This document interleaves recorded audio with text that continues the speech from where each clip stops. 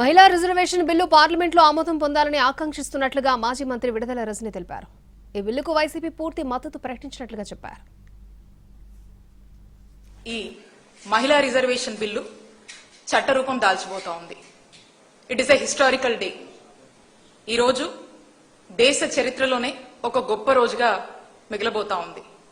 ఈ రోజు మరి పార్లమెంట్లో దీని గురించి చర్చ జరగబోతా ఉంది. ఈ ఈవినింగ్ దీనికి సంబంధించి ఓటింగ్ కూడా జరగబోతా ఉంది. మరి దేశ జనాభాలో అన్నిటిలో సగం, దేశ జనాభాలో కూడా సగమైనటువంటి మరి మహిళలకు చట్టసభల్లో ప్రాతినిధ్యం కల్పిస్తూ వచ్చేటువంటి మరి ఈ అవకాశాన్ని, ఈ మహిళా బిల్లుకు పూర్తిగా కూడా మా వైఎస్ఆర్ కాంగ్రెస్ పార్టీ ఇప్పటికే సంపూర్ణ మద్దతు ప్రకటించడం జరిగింది.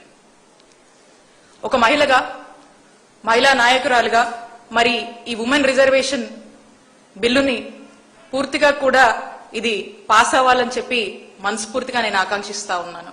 ఈ మహిళా రిజర్వేషన్ బిల్లు చట్టరూపం దాల్చబోతా ఉంది. It is a historical day.